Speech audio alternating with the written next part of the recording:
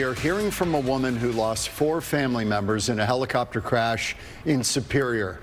Their helicopter hit a slackline, which is essentially a tightrope strung across 2 peaks. And now she's pushing for the FAA to improve warning systems to prevent similar tragedies in the future.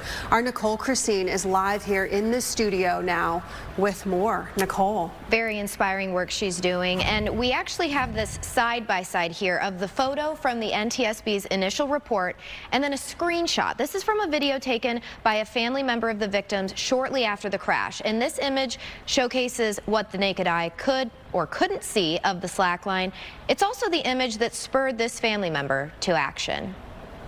People should be scared because this is something that could take down any pilot. Elizabeth McCarty Gallup says her sisters Rachel and Faith, cousin Caitlin, and Uncle David were all great people. Caitlin and Faith were both in college, finishing up and getting ready to get careers going. My sister Rachel worked on the farm. It's a huge loss not having her there, especially for my dad. He was that was his right-hand girl. And then Uncle David, I mean, he was an entrepreneur. He was what the American dream is made out of. The 4 died in January when David's helicopter crashed into a recreational slackline set up along Telegraph Canyon near Superior. Elizabeth says her uncle had over 20,000 hours of flight time logged and was taking his nieces out on what was meant to be his wedding day. He could fly just about any aircraft, and he was constantly doing new trainings and picking up new skill sets to make him a safe operator. The initial NTSB report for the crash shows a NOTAM, or Notice to Airmen, was in place for the slackline, but it was only tied to an airport in Superior,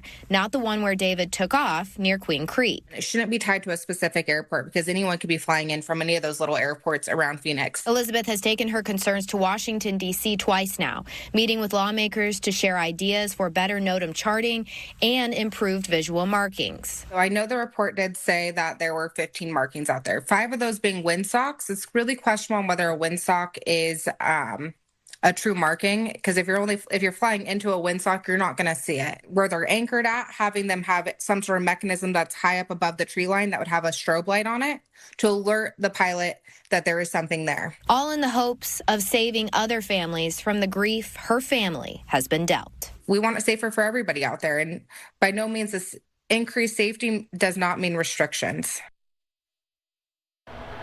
And it is worth noting that another helicopter came within 10 feet of hitting the slackline the same day as this fatal crash. Elizabeth says she's getting good feedback from lawmakers, but the ultimate goal is getting the ear of the president and getting an executive order signed. Live in studio, Nicole Krasean, Fox 10 News.